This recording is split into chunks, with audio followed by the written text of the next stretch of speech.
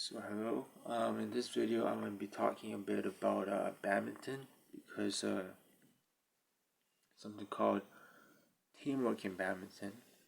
I'm not talking about badminton singles. Badminton singles right now, the level of badminton singles is getting very high. Okay, there are some things that certain players don't understand in badminton singles, but even then, the badminton singles level is very high.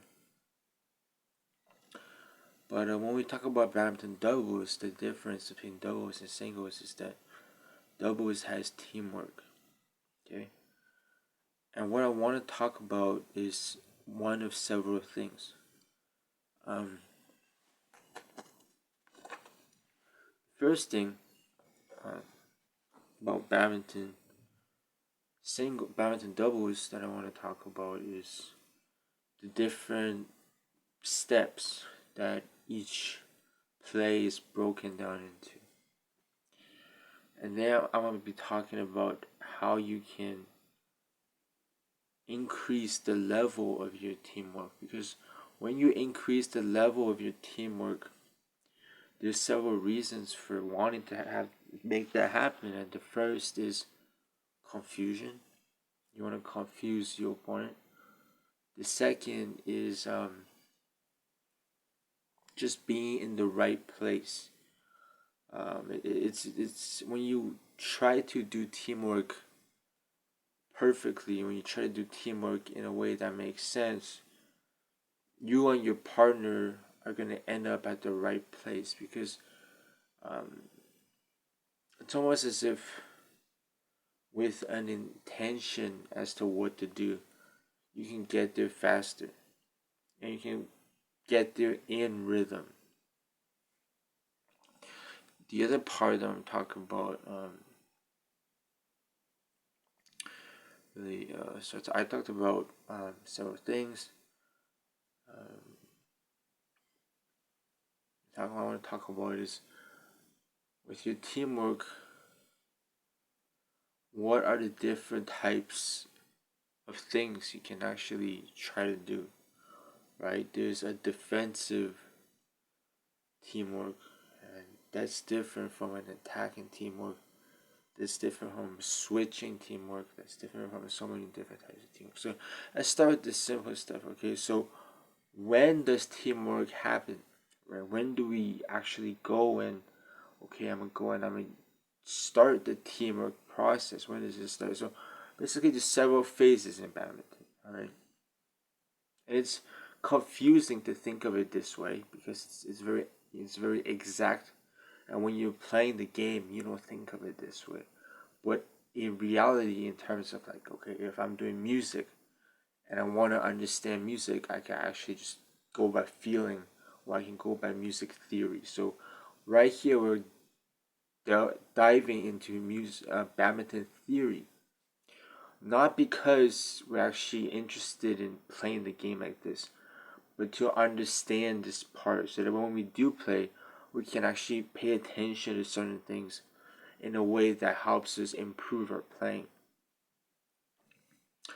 The first part really in badminton singles is the phases, right? So it starts with you hitting the shuttle. That's when it starts. There's three, I think there's 3 to 4 phases. So you hit the shuttle goes to your opponent, and they hit it back, and that's the that's the thing, right? Teamwork happens, okay? So there's two players, right? If okay, so before anything, the first step is deciding who retrieves the shuttle. As soon as you make that decision, the teamwork starts. Okay? From when you decide who retrieves the shuttle up until your partner hits the shuttle and it goes to your opponent, okay, that's where the teamwork starts. Okay? That is the off shuttle teamwork, meaning you're not hitting the shuttle, you're just playing the game and your partner hits it. You might stay in an off shuttle state for more than a while. For instance, if your partner smashes, the opponent clears, your partner smashes again, your opponent clears it again, your partner smashes it again. That type of idea is one where you don't have any on shuttle plays. You get what I'm saying? It all goes to your partner. So in these cases, you are always in the off shuttle teamwork, off shuttle teamwork role. Your role is to play the off shuttle teamwork. And you have, right? You're not hitting the shuttle. Unless the shuttle comes to you, you can move wherever you want. Right? To initiate a teamwork, you can move wherever you want. Alright, that's different from the on shuttle teamwork. The on shuttle teamwork has to hit the shuttle and then they move. Okay? Whereas the off shuttle teamwork can move anywhere they want. But they have to move correctly. So what we're breaking it down into is there's an off shuttle teamwork, which is when the shuttle is hit to your partner. And there's so many different things where typically you see if partner is hit to my clear, I would just stand in the middle. Okay, it's so many things you can do. But I'm not going to talk about those because that's not what I'm talking about yet. I'm just breaking down the different phases. Okay? Hit until eventually the point is made. But again, it starts with the partner, with your opponent hitting the shuttle. You retrieve it. While you are retrieving the shuttle, your partner plays the off shuttle teamwork.